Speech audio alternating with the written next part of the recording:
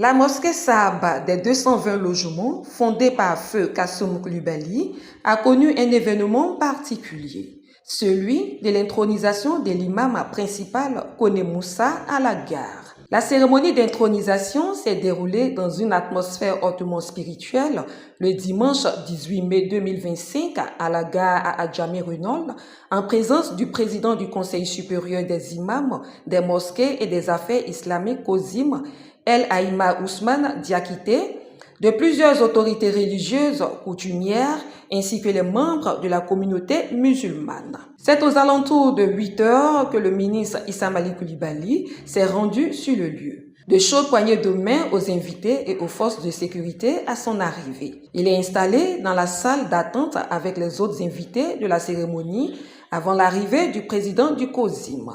Quelques minutes après, ils accueillent le président du COSIM. La cérémonie débute avec les mots de bienvenue du président du comité d'organisation, l'imam Ibrahim Koné. Il est suivi de Alassane Coulibaly, porte-parole du président de la communauté de la mosquée. El Hadj Bon Coulibaly dit Bon CNPS.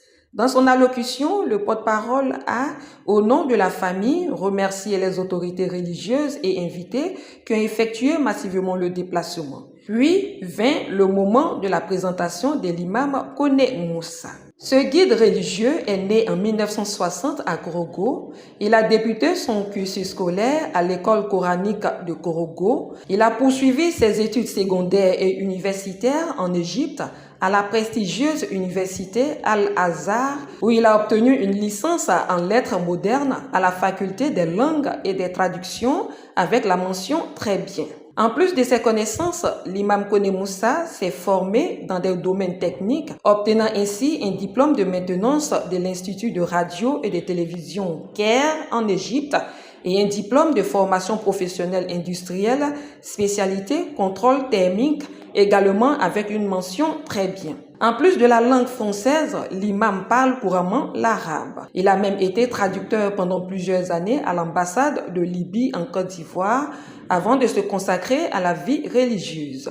L'imam a occupé le poste d'imam adjoint à la dite mosquée auprès de El Hadj Kassoum Coulibaly. L'imam, selon l'orateur, jouit d'une moralité exemplaire et un dévouement pour la communauté vu son parcours dans la communauté. Un serviteur de Allah avec une tête bien remplie. Il a reçu en ce jour les attributs de ses fonctions, à savoir le turban, la canne et le Saint-Coran, succédant ainsi à l'imam Cheikh Aboudraman Koné, décédé. Il devient ainsi l'imam principal de la mosquée Sahaba. Dans son sermon, il s'engage à servir la communauté. Après avoir rappelé les fonctions et les conseils d'usage à l'imam principal, Cheikh Aïma Ousmane Diakité a salué la solidarité et la fidélité de la famille Bon et son implication véritable dans la religion musulmane.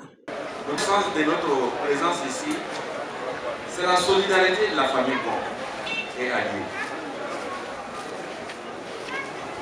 Allah Kassim est parti. Allah Abdraman Koné, Imam Abdraman Koné est parti. Et la famille Bon n'a pas abandonné. C'est un exemple de solidarité et de fidélité. Ce sont ces raisons qui nous ont poussés à être présents. Pour venir les féliciter, prier pour les défunts, Allah les accueille, Allah les accepte dans le plus haut du paradis, la présidence et prier pour la famille Bon et alliée. Honoré par ces mots remplis de sens, Dr Issa Malik Coulibaly a remercié le président du COSIM pour sa disponibilité et son sens élevé du devoir. Impliqué fortement dans cette organisation, le président de l'inspection générale du PPACI se confie au terme de la cérémonie. L'implication de ma famille dans l'islam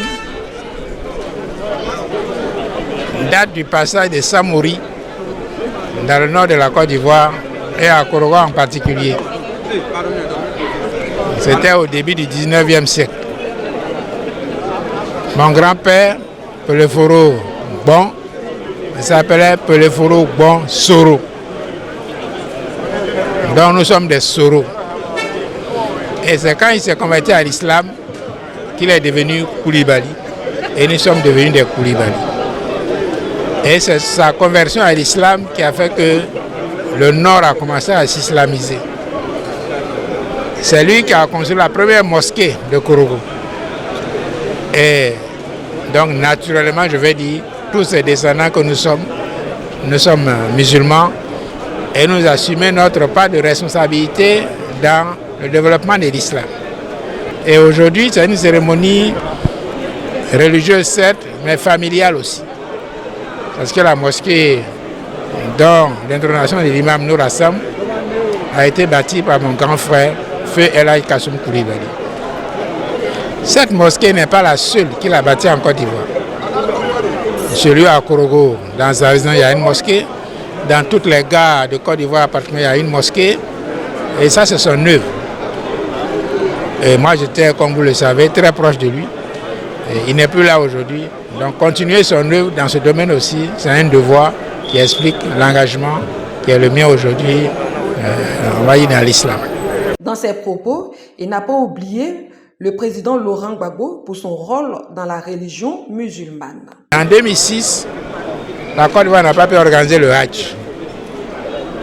Aucun Ivoirien n'est parti au Hajj en 2006. Et en 2007, le président Laurent Gbagbo a décidé d'aider la communauté musulmane. Il a mis en place un comité national d'organisation du Hajj. Et dans ce comité, j'étais le représentant du ministère de la Santé et donc le président de la commission santé. Donc j'étais dans le Hajj pendant plusieurs années et je suis même devenu commissaire adjoint du Hajj, donc un des premiers responsables de l'organisation du Hajj. C'est ça qui explique mon implication. Cette cérémonie d'intronisation marque ainsi le début d'un nouveau départ pour la communauté musulmane d'Adjamé 220 logements de la mosquée de Feu Kassoum Koulibaly qui a tant donné à la Côte d'Ivoire de par son travail acharné dans le transport et sa générosité.